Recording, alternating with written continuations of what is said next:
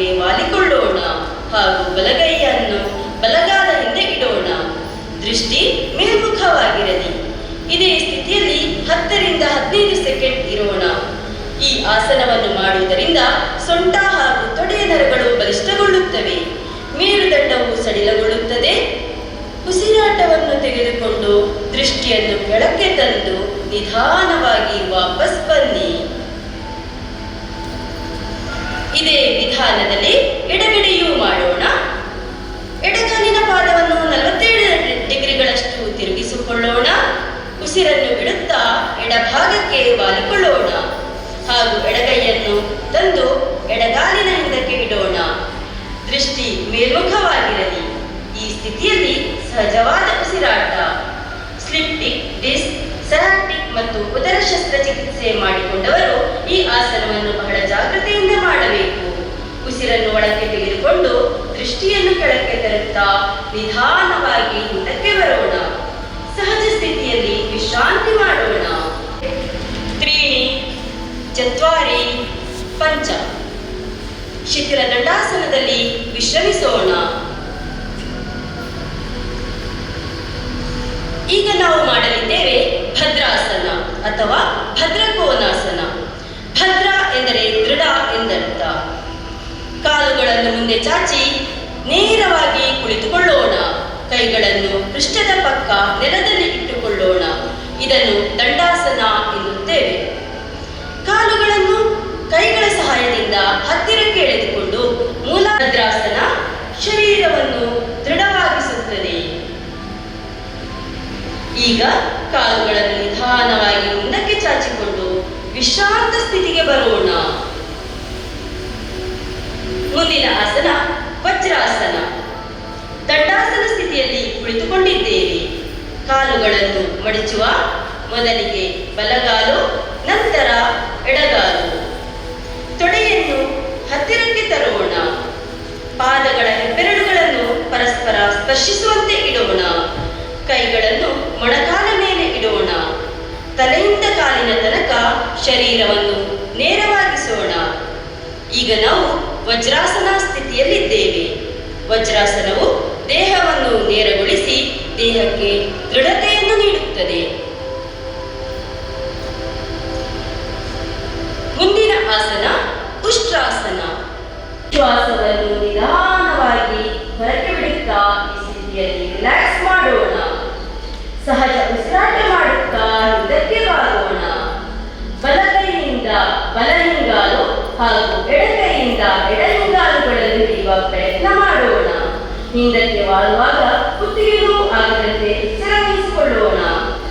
ಉಷ್ಟ್ರಾಸನ ದೃಷ್ಟಿದೋಷ ಇರುವವರಿಗೆ ಅತ್ಯಂತ ಪ್ರಯೋಜನಕಾರಿ ಆಸನ.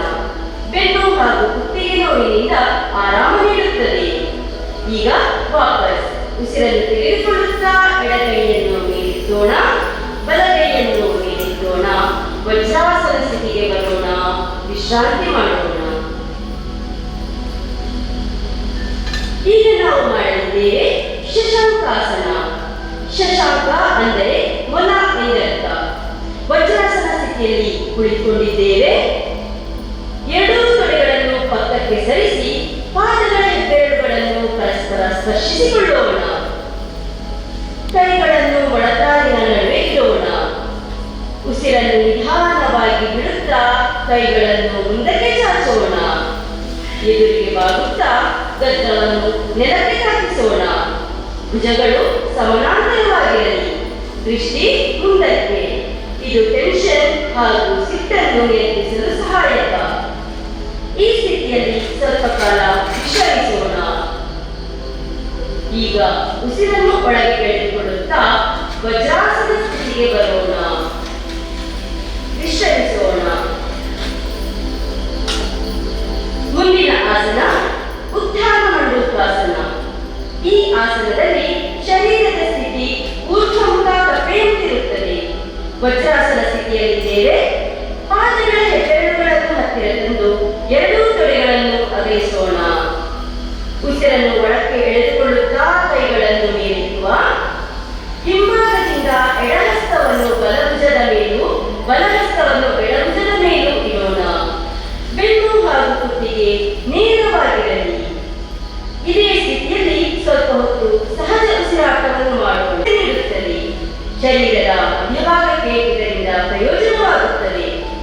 ಶ್ವಾಸಕೋಶದ ಸಾಮರ್ಥ್ಯವನ್ನು ಹೆಚ್ಚಿಸುತ್ತದೆ. ಮೊಣಕಾಲು ನೋವು ಇರುವವರು ಈ ಆಸನವನ್ನು ಬಹಳ ಜಾಗ್ರತೆಯಿಂದ ಮಾಡಬೇಕು. ಈಗ ಉಸಿರನ್ನು ಬಿಡುತ್ತಾ ಕೈಗಳನ್ನು ಪಕ್ಕದಿಂದ ಕೆಳಕ್ಕೆ ತರೋಣ. ವಜ್ರಾಸನ ಸ್ಥಿತಿಗೆ ಬರೋಣ. ಮುಂದಿನ ಆಸನ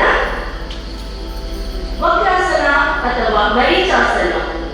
ವಕ್ರ ಎಂದರೆ ಬಾಗಿದ ಅಥವಾ ವಾರೆ ಆಗಿರುವ. ವಜ್ರಾಸನದಿಂದ ಸುಖಾಸನಕ್ಕೆ ಬರೋಣ. ಸೇರಿಸಿ ಎಡಭುಜವನ್ನು ಬಲ ಮೊಣಕಾಲಿಗೆ ಸುತ್ತಿ ಹಸ್ತವನ್ನು ಬಲಪಾದದ ಬಳಿ ಇರಿಸೋಣ. ಉಸಿರು ಬಿಡುತ್ತಾ ಶರೀರ ಹಾಗೂ ಕುತ್ತಿಗೆಯನ್ನು ಬಲಭಾಗಕ್ಕೆ ತಿರುಗಿಸೋಣ. ಈ ಸ್ಥಿತಿಯಲ್ಲಿ ಸಹಜವಾದ ಉಸಿರಾಟ. ಉಸಿರು ತೆಗೆದುಕೊಳ್ಳುತ್ತಾ ತಲೆ ಮುಂದಕ್ಕೆ, ಉಸಿರು ಬಿಡುತ್ತಾ ಕೈ ಕಾಲುಗಳನ್ನು ಬಿಡಿಸಿಕೊಳ್ಳೋಣ. ಈಗ ದೇಹದ ಎಡಭಾಗಕ್ಕೆ ಪುನರಾವರ್ತಿಸೋಣ. ಎಡಗಾಲನ್ನು ಬಲ ಮೊಣಕಾಲ ಜೊತೆಗಿರಿಸಿ ಬಲಭುಜವನ್ನು ಎಡ ಮೊಣಕಾಲಿಗೆ ಸುತ್ತಿ ಹಸ್ತವನ್ನು ಅಲ್ಲಿಂದ ವಜ್ರಾಸನ, ಅಧೋಮುಖ ವಜ್ರಾಸನ, ಅಧೋಮುಖ ಸಮಸ್ಥಿತಿ. ಈಗ ನಾವು ಮಾಡಲಿದ್ದೇವೆ ಮಕರಾಸನ. ಮಕರ ಎಂದರೆ ಮೊಸಳೆ.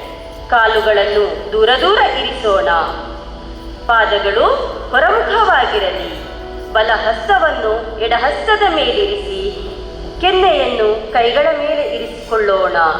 ಈ ಸ್ಥಿತಿಯನ್ನು ಮಕರಾಸನ ಎನ್ನುತ್ತೇವೆ. ಈ ಆಸನವನ್ನು ವಿಶ್ರಾಂತಿಗಾಗಿ ಮಾಡಲಾಗುತ್ತದೆ. ಇದು ಬೆನ್ನಿನ ಕೆಳಭಾಗಕ್ಕೆ ಆರಾಮವನ್ನು ನೀಡುತ್ತದೆ. ವಿಶ್ರಾಂತಿ ಸ್ಥಿತಿ. ಮುಂದಕ್ಕೆ ನಾವು ಮಾಡಲಿದ್ದೇವೆ ಭುಜಂಗಾಸನ. ಭುಜಂಗ ಎಂದರೆ ಸರ್ಪ. ಮಕರಾಸನ ಸ್ಥಿತಿಯಲ್ಲಿದ್ದೇವೆ. ಈಗ ಕಾಲುಗಳನ್ನು ಜೋಡಿಸಿಕೊಳ್ಳೋಣ. ಕೈಗಳನ್ನು ಮುಂದಕ್ಕೆ ಹಿಡಿಯೋಣ. ಹಣೆಯನ್ನು ನೆಲದ ಮೇಲೆ ಇಡೋಣ. ಹಸ್ತವನ್ನು ಎದೆಯ ಬಳಿಗೆ ತರೋಣ. ಮುಂಗೈಯನ್ನು ಎತ್ತಿ ಉಸಿರನ್ನು ಒಳಗೆ ತೆಗೆದುಕೊಳ್ಳುತ್ತಾ ದೇಹವನ್ನು ಹೊಕ್ಕಳ ಭಾಗದ ತನಕ ಮೇಲೆತ್ತೋಣ. ಈ ಸ್ಥಿತಿಯನ್ನು ಭುಜಂಗಾಸನ ಸ್ಥಿತಿ ಎನ್ನುತ್ತೇವೆ. ಈ ಆಸನ ಡಿಪ್ರೆಷನ್, ಟೆನ್ಷನ್ನಂತಹ ಸಮಸ್ಯೆಗಳನ್ನು ನಿವಾರಿಸುತ್ತದೆ. ಬೆನ್ನು ನೋವು ಹಾಗೂ ಶ್ವಾಸ ಸಂಬಂಧಿ ಸಮಸ್ಯೆಗಳನ್ನು ನಿವಾರಿಸುತ್ತದೆ. ಮುಂದಿನ ಆಸನ ಶಲಭಾಸನ. ಶಲಭ ಅಂದರೆ ಮಿಡತೆ. ಕಾಲುಗಳನ್ನು ಜೋಡಿಸಿ ಗದ್ದವನ್ನು ನೆಲದ ಮೇಲಿಡೋಣ. ಎರಡೂ ಕೈಗಳನ್ನು ತೊಡೆಯ ಅಡಿಭಾಗದಲ್ಲಿ ಮೇಲ್ಮುಖವಾಗಿ ಇಟ್ಟುಕೊಳ್ಳೋಣ. ಉಸಿರನ್ನು ಒಳಗೆ ತೆಗೆದುಕೊಳ್ಳುತ್ತಾ ಕಾಲುಗಳನ್ನು ಮೇಲೆತ್ತಿ ಮೊಣಕಾಲುಗಳನ್ನು ಮಡಚದೆ ಸಾಧ್ಯವಾದಷ್ಟು ಮೇಲೆತ್ತೋಣ. ಹಿಪ್ಸ್ನ ಮಾಂಸಖಂಡಗಳಿಗೆ ಆಕಾರವನ್ನು ನೀಡುತ್ತದೆ. ಉಸಿರು ಬಿಡುತ್ತಾ ಕಾಲುಗಳನ್ನು ಕೆಳಗಿಳಿಸಿಕೊಳ್ಳೋಣ. ಬಾಹುಗಳನ್ನು ತೆರೆದು ಮಕರಾಸನದಲ್ಲಿ ವಿಶ್ರಾಂತಿ ಮಾಡೋಣ.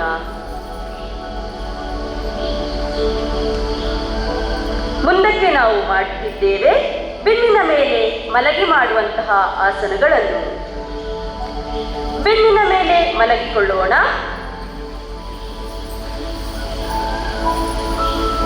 ಕೈಗಳನ್ನು ಶರೀರದ ಅಕ್ಕಪಕ್ಕ ಇರಿಸಿಕೊಳ್ಳೋಣ. ಇದು ಶವಾಸನ ಸ್ಥಿತಿ. ಈಗ ನಾವು ಮಾಡಲಿದ್ದೇವೆ ಸೇತುಬಂಧಾಸನ. ಕಾಲುಗಳನ್ನು ಜೋಡಿಸಿಕೊಳ್ಳೋಣ. ಹಸ್ತವನ್ನು ತೊಡೆಯ ಪಕ್ಕ ಇಡೋಣ. ಪಾದವನ್ನು ಪೃಷ್ಠದ ಬಳಿ ಇರಿಸಿಕೊಳ್ಳೋಣ. ಹಸ್ತದಿಂದ ಮಣಿಗಂಟಿನ ಭಾಗವನ್ನು ಲಾಕ್ ಮಾಡಿಕೊಳ್ಳೋಣ. ಅಲ್ಲಿಂದ ಸೊಂಟದ ಭಾಗವನ್ನು ಮೇಲೆತ್ತಿ ಶರೀರವನ್ನು ಸೇತುವೆ ಆಕಾರಕ್ಕೆ ತರೋಣ. ಈ ಸ್ಥಿತಿಯಲ್ಲಿ ಸಹಜವಾದ ಉಸಿರಾಟ ಮಾಡೋಣ.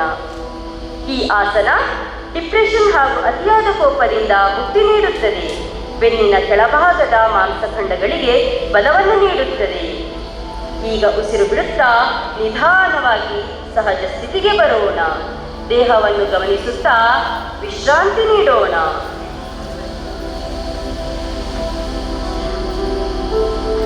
ಮುಂದಿನ ಆಸನ ಉತ್ಥಾನ ಪಾದಾಸನ. ಬೆನ್ನ ಮೇಲೆ ಮಲಗಿ ಮೇಲ್ಮುಖವಾಗಿ ಮಲಗಿಕೊಂಡಿದ್ದೇವೆ. ಕಾಲುಗಳನ್ನು ಜೋಡಿಸಿಕೊಳ್ಳೋಣ. ಕೈಗಳನ್ನು ದೇಹದ ಅಕ್ಕಪಕ್ಕ ಇರಿಸಿಕೊಳ್ಳೋಣ. ಅಂಗೈ ಕೆಳಮುಖವಾಗಿರಲಿ. ಉಸಿರನ್ನು ತೆಗೆದುಕೊಳ್ಳುತ್ತಾ ಮೊಣಕಾಲನ್ನು ನೇರವಾಗಿ ಮಡಚದೆ 30 ಡಿಗ್ರಿ ಇರಿಸಿಕೊಳ್ಳೋಣ. ಸಹಜ ಸ್ಥಿತಿಯಲ್ಲಿ ಉಸಿರಾಡುತ್ತಾ ಸ್ವಲ್ಪ ಹೊತ್ತು ಈ ಸ್ಥಿತಿಯಲ್ಲೇ ಇರೋಣ. ಈ ಆಸನ ನಾಭಿ ಕೇಂದ್ರದಲ್ಲಿ ಸಮತೋಲನವನ್ನು ಸ್ಥಾಪಿಸುತ್ತದೆ. Belly fat ಕರಗಿಸುತ್ತದೆ. ಉಸಿರು ಬಿಡುತ್ತಾ ನಿಧಾನವಾಗಿ ಎರಡೂ ಕಾಲುಗಳನ್ನು ಕೆಳಗಿಳಿಸಿಕೊಳ್ಳೋಣ. ವಿಶ್ರಾಂತಿ ಮಾಡೋಣ. ಕೆಳಮುಖವಾಗಿರಲಿ. ಮೊಣಕಾಲನ್ನು ಮಡಚದೆ ಕಾಲುಗಳನ್ನು ನೇರವಾಗಿ ನಿಧಾನವಾಗಿ ಮೇಲೆತ್ತೋಣ. ಮೊದಲು 30 ಡಿಗ್ರಿಗೆ ಎತ್ತಿ, ಆಮೇಲೆ ನಿಧಾನವಾಗಿ 60 ಡಿಗ್ರಿಗೆ ತನ್ನಿ. ಆಮೇಲೆ ನಿಧಾನವಾಗಿ ಕಾಲುಗಳನ್ನು 90 ಡಿಗ್ರಿ ಕೋನದ ಸ್ಥಿತಿಗೆ ತರೋಣ. ಇದು ಅರ್ಧ ಹಲಾಸನದ ಸ್ಥಿತಿ. ಈ ಆಸನದಲ್ಲಿ ಶರೀರದ ಸ್ಥಿತಿ ಹೊಲವನ್ನು ಉಳುವ ಭಾರತೀಯ ನೇಗಿಲಿನ ಅರ್ಧ ಆಕೃತಿಯಂತೆ ಇರುತ್ತದೆ. ನಿತ್ಯ ಸಂಕಲ್ಪಕ್ಕಾಗಿ ಎಲ್ಲರೂ ಪೂರ್ವಕ್ಕೆ ಮುಖ ಮಾಡಿ ನಿಲ್ಲೋಣ. ವೇದಿಕೆಯ ಮುಂಭಾಗ ಪೂರ್ವ ದಿಕ್ಕು. ಕೈಗಳಲ್ಲಿ ನಮಸ್ಕಾರ ಮುದ್ರೆ. ಓಂ ಶ್ರೀ ಸಕಲ ಕುಲದೇವತಾಭ್ಯೋ ನಮಃ.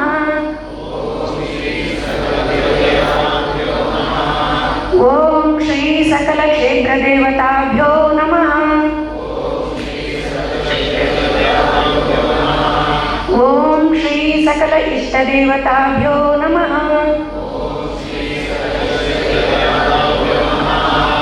ಓಂ ಶ್ರೀ ಸಕಲ ಪರಿವಾರ ದೇವತಾಭ್ಯೋ ನಮಃ.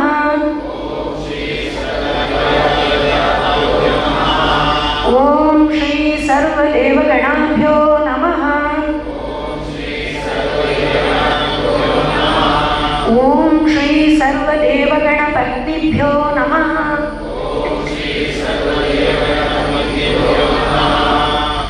SPYSS ವತಿಯಿಂದ ಯೋಗ ಜೀವನ ದರ್ಶನದ ಮೂಲಕ ಸನಾತನ ಸಂಸ್ಕೃತಿಯ ಜೀವನ ಪದ್ಧತಿಯನ್ನು ವಿಶ್ವದಾದ್ಯಂತ ನಿರ್ವಿಘ್ನವಾಗಿ ಜಾಗೃತಿಗೊಳಿಸಲು ಸಹಕರಿಸಬೇಕೆಂದು ಪ್ರಕೃತಿ ಮಾತೆಯನ್ನು ಪ್ರಾರ್ಥಿಸಿಕೊಳ್ಳುತ್ತೇನೆ. ನಾನು ಇಲ್ಲಿ ಪಡೆದ ಶಿಕ್ಷಣವನ್ನು ದೇಶದೊಂದಿಗೆ ಅಳವಡಿಸಿಕೊಂಡು ನಿರಂತರವಾಗಿ ಅಭ್ಯಾಸ ಮಾಡುತ್ತಾ ಆಜೀವ ಪರ್ಯಂತ ಸಕಲರಿಗೂ ಪರಿಚಯ ಮಾಡಿಕೊಡುತ್ತೇನೆ ಎಂದು ಸಂಕಲ್ಪ ಮಾಡುತ್ತೇನೆ. ವಜ್ರಾಸನದಲ್ಲಿ ಕುಳಿತು ನಮಸ್ಕಾರ. ಅಣ್ಣಂದಿರು ಸಾಷ್ಟಾಂಗ ನಮಸ್ಕಾರ.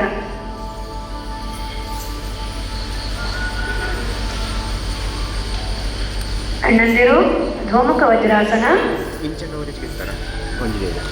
ಎಲ್ಲರೂ ವಜ್ರಾಸನಕ್ಕೆ ಬರೋಣ. ಹರಿ ಓಂ.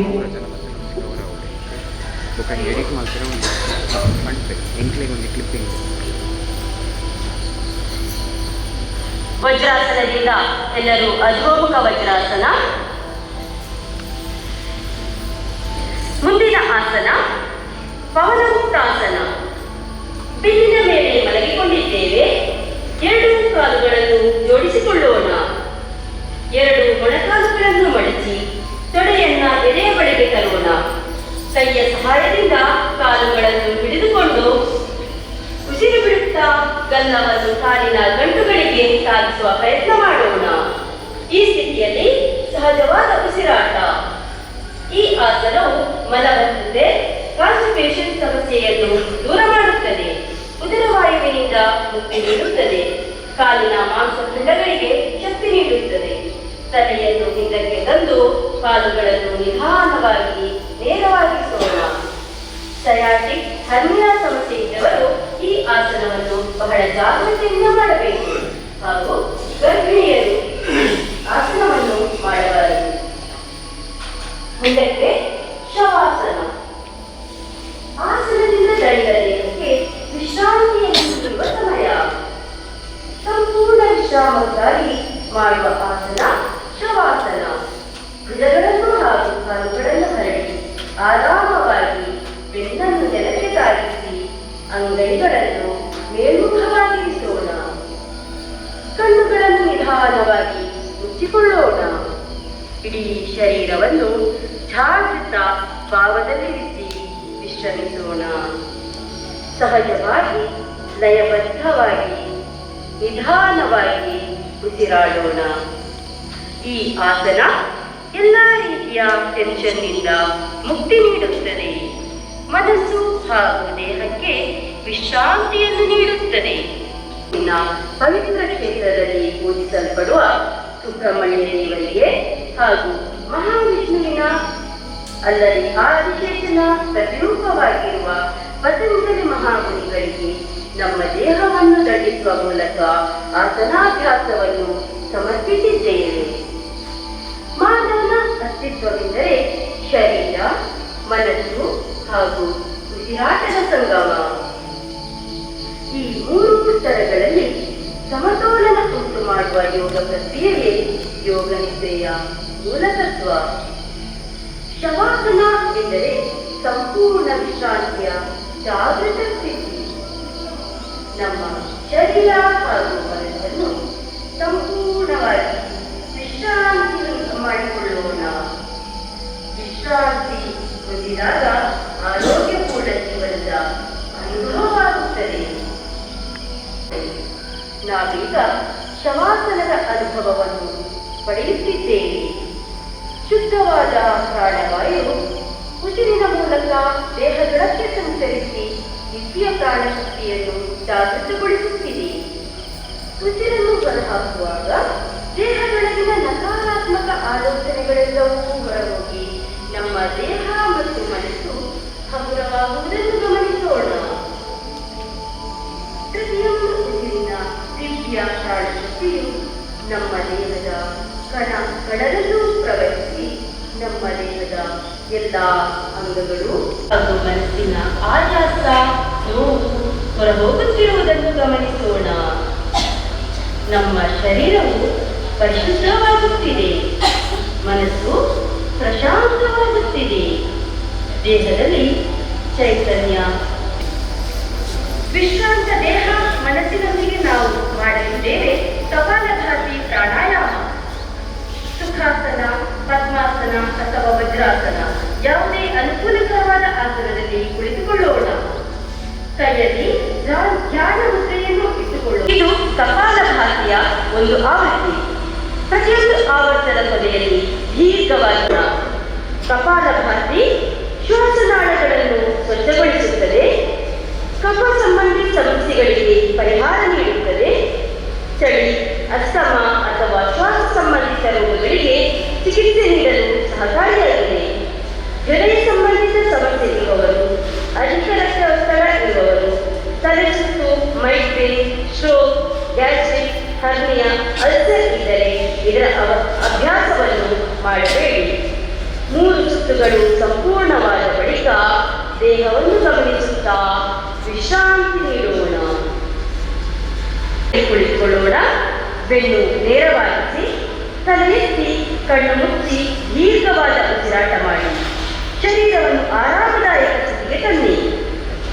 ಎಡಗೈಯನ್ನು ಎಡ ಮೊಣಕಾಲ ಮೇಲಿಟ್ಟು ಹಸ್ತವನ್ನು ಜ್ಞಾನ ಮುದ್ರೆಯಲ್ಲಿ ಇಡಿ. ಈಗ ಎಡನಾಸಿಕರಂಧ್ರದಿಂದ ದೀರ್ಘ ಉಸಿರನ್ನು ಎಳೆದುಕೊಳ್ಳೋಣ. ಬಲನಾಸಿಕರಂಧ್ರದಿಂದ ಉಸಿರನ್ನು ಹೊರಬಿಡೋಣ. ಮುಂದಿನ ಬಾರಿ ಬಲನಾಸಿಕರಂಧ್ರದಿಂದ ದೀರ್ಘ ಶ್ವಾಸವನ್ನು ಎಳೆದುಕೊಳ್ಳಿ. ಎಡನಾಸಿಕರಂಧ್ರದಿಂದ ಉಸಿರನ್ನು ಹೊರಗೆ ಬಿಡೋಣ. ಇದು ನಾಡಿ ಶೋಧನ ಪ್ರಾಣಾಯಾಮದ ಒಂದು ಆವೃತ್ತಿ. ಇನ್ನು 4 ಆವರ್ತಗಳನ್ನು ಪೂರ್ಣಗೊಳಿಸೋಣ. ಆರಂಭದಲ್ಲಿ ಉಸಿರನ್ನು ಒಳಗೆ ತೆಗೆದುಕೊಳ್ಳುವಾಗ ಹಾಗೂ ಹೊರಕ್ಕೆ ಬಿಡುವಾಗ ಸಮಯ ಒಂದೇ ರೀತಿಯಾಗಿರಬೇಕು. ನಿಧಾನವಾಗಿ 1:2 ರೇಷಿಯೋ ಅನುಸರಿಸಬಹುದು. 5 ಆವರ್ತಗಳು ಮುಗಿದ ನಂತರ ದೇಹವನ್ನು ಗಮನಿಸುತ್ತಾ ವಿಶ್ರಮಿಸೋಣ. ಚಿತ್ತವನ್ನು ಕ್ರಮಗೊಳಿಸಿ ವ್ಯಾಘ್ರತೆಯನ್ನು ಕಡಿಮೆ ಮಾಡುತ್ತದೆ. ಶೀಘ್ರ ಪ್ರಾಣಾಯಾಮ ತಲೆ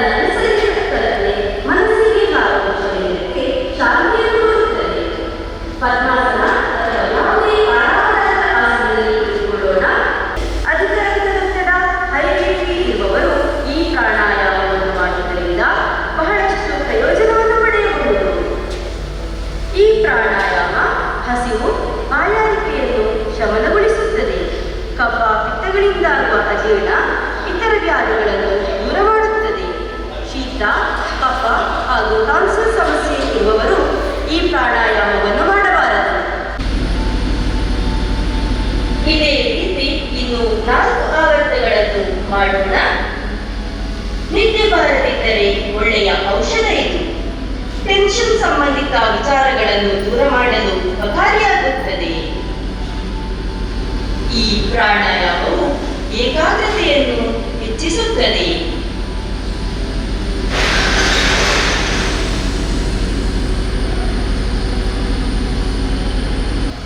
ಧ್ಯಾನ ಎಂಬುದು ಒಂದು ನಿರಂತರ ಚಾಲನಾ ಪ್ರಕ್ರಿಯೆ.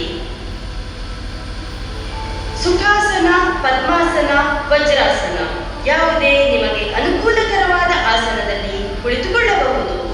ಬೆನ್ನನ್ನು ಆರಾಮದಾಯಕ ಸ್ಥಿತಿಯಲ್ಲಿ ನೇರವಾಗಿ ಇರಿಸೋಣ. ಕೈಗಳಲ್ಲಿ ಧ್ಯಾನ ಮುದ್ರೆಯನ್ನು ಅನುಸರಿಸೋಣ.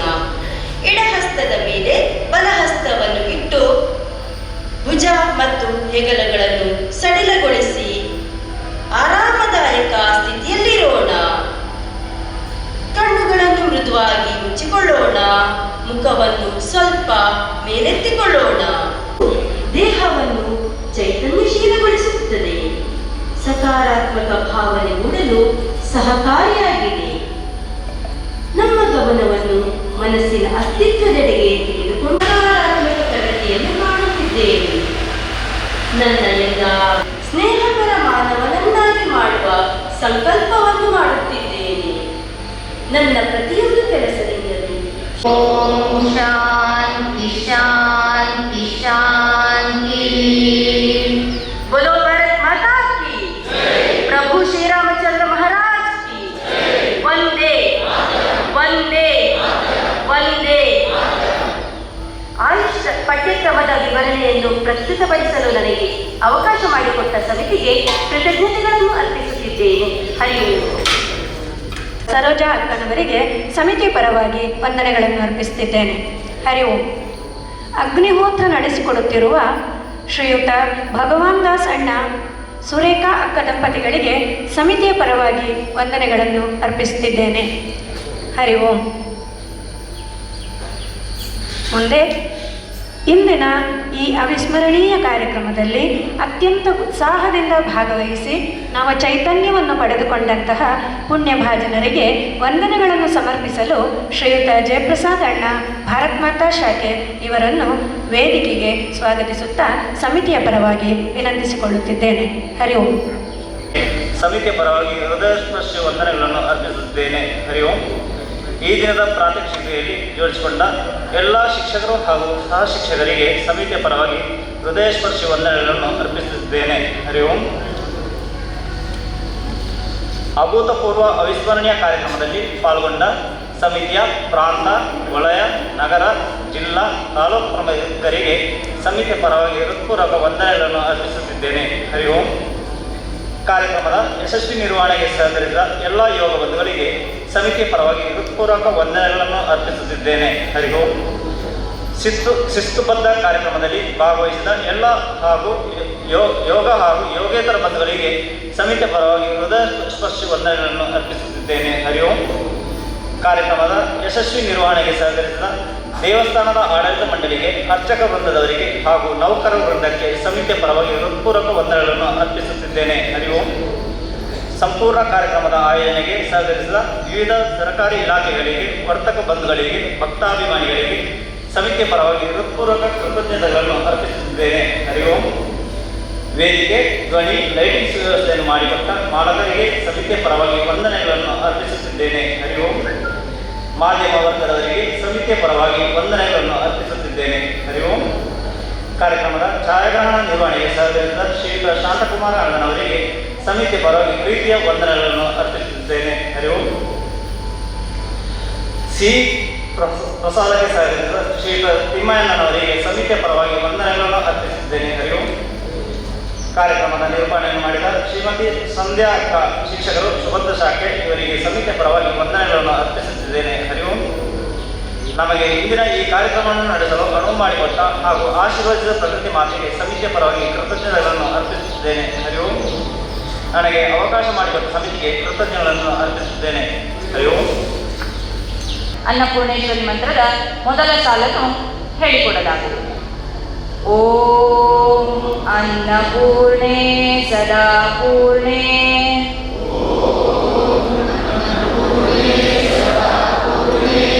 ಶಂಕರ ಪ್ರಾಣವಲ್ಲಭೆ ಜ್ಞಾನ ವೈರಾಗ್ಯ ಸಿದ್ಧ್ಯರ್ಥಂ ಭಿಕ್ಷಾಂ ದೇಹಿ ಚ ಪಾರ್ವತಿ ಬ್ರಹ್ಮಾರ್ಪಣಂ ಬ್ರಹ್ಮಹವಿಃ ಬ್ರಹ್ಮಾಗ್ನೋ ಬ್ರಹ್ಮಣಾಹುತಂ ಬ್ರಹ್ಮೈವ ತೇನ ಗಂತವ್ಯಂ ಬ್ರಹ್ಮಕರ್ಮ ಸಮಾಧಿನಃ ಸರ್ವೇ ಭವಂತು ಸುಖಿನಃ ಸರ್ವೇ ಸಂತು ನಿರಾಮಯಾಃ ಸರ್ವೇ ಭದ್ರಾಣಿ ಪಶ್ಯಂತು ಮಾ ಕಶ್ಚಿತ್ ದುಃಖಭಾಗ್ ಭವೇತ್. ಓಂ ಶ್ರೀ ಗುರುಭ್ಯೋ ನಮಃ. ಶ್ರೀರಾಮಕೃಷ್ಣಾರ್ಪಣಮಸ್ತು. ಮಾತೃದೇವೋ ಭವ ಪಿತೃದೇವೋ ಭವ ಆಚಾರ್ಯ ದೇವೋ ಭವ ಅತಿಥಿದೇವೋ ಭವ ರಾಷ್ಟ್ರದೇವೋ ಭವ. ಭಾರತ್ ಮಾತಾ ಕಿ ಪ್ರಭು ಶ್ರೀ ರಾಮಚಂದ್ರ ಮಹಾರಾಜ್ ಕಿ ವಂದೇ ವಂದೇ ವಂದೇ. ಹರಿ ಓಂ. ಅನ್ನಪೂರ್ಣೇಶ್ವರಿ ಮಂತ್ರಕ್ಕೆ ಅವಕಾಶ ನೀಡಿದ ಸಮಿತಿಗೆ ಕೃತಜ್ಞತೆಗಳನ್ನು ಅರ್ಪಿಸುತ್ತಿದ್ದೇನೆ. ಹರಿ ಓಂ. ಅನ್ನಪೂರ್ಣೇಶ್ವರಿ ಮಂತ್ರವನ್ನು ಪಠಿಸಿದ ಮಾಧುರಿ ಅಕ್ಕನವರಿಗೆ ಸಮಿತಿ ಪರವಾಗಿ ವಂದನೆಗಳನ್ನು ಅರ್ಪಿಸುತ್ತಿದ್ದೇನೆ. ನನಗೆ ಈ ದಿನದ ಕಾರ್ಯಕ್ರಮವನ್ನು ನಿರೂಪಿಸಲು ಅವಕಾಶ ಕೊಟ್ಟ ಸಮಿತಿಗೆ, ಪ್ರೇರಣೆ ಮತ್ತು ಪ್ರೋತ್ಸಾಹವಿತ್ತ ಸಮಿತಿಯ ಹಿರಿಯರಿಗೆ, ಶಿಕ್ಷಕ ವೃಂದದವರಿಗೆ ಕೃತಜ್ಞತೆಗಳನ್ನು ಅರ್ಪಿಸುತ್ತಿದ್ದೇನೆ. ಹರಿ ಓಂ. ಮುಂದಿನ ಸೂಚನೆಗಳನ್ನು ನೀಡಬೇಕಾಗಿ ಶ್ರೀಯುತ ಕೃಷ್ಣಾನಂದ ಅಣ್ಣ, ಮುಖ್ಯ ಶಿಕ್ಷಕರು ಪುತ್ತೂರು ತಾಲೂಕು ಇವರನ್ನು ವಿನಂತಿಸಿಕೊಳ್ಳುತ್ತಿದ್ದೇನೆ. ಹರಿ ಓಂ. ಪ್ರಬಂಧಕರು ದಯವಿಟ್ಟು ಸಹಕರಿಸಬೇಕು. ಎಲ್ಲ ಕಡೆ ಇರುವ ಪ್ರಬಂಧಕರು ದಯವಿಟ್ಟು ಸಹಕರಿಸಬೇಕು. ಪಕ್ಕದ ಹಾಲ್ನಲ್ಲಿ ಪ್ರಸಾದದ ವ್ಯವಸ್ಥೆ ಇದೆ. ನೆಲ್ಯಾಡಿ ಸುಳ್ಯ ಭಾಗದವರು ಮೊದಲಿಗೆ ಸರತಿ ಸಾಲಿನಲ್ಲಿ ಗುಂಪು ಮಾಡಿ ಹೋಗುವುದು ಬೇಡ, ಎಲ್ಲರೂ ಸರತಿ ಸಾಲಿನಲ್ಲಿ ಹೋಗ್ತೇವೆ. ತದನಂತರ ಉಪ್ಪಿನಂಗಡಿ, ಕಲ್ಲಡ್ಕ, BC ರೋಡ್ ಭಾಗದವರು, ಉಪ್ಪಿನಂಗಡಿ, ಕಲ್ಲಡ್ಕ, BC ರೋಡ್ ಭಾಗದವರು ಎದ್ದು ನಿಲ್ತೇವೆ.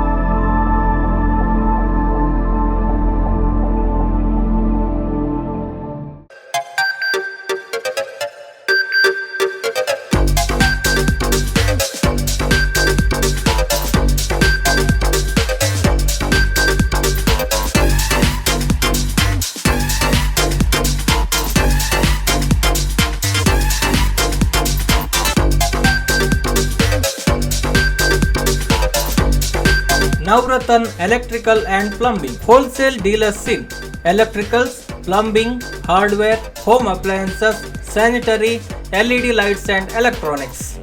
All brands electronics and electrical items are under one roof. Navratan Electrical and Plumbing, opposite Sachin Traders, Main Road, Darbe, Puttur. Contact 8105973951, 9481644951, 9663814451, 08251 200 551.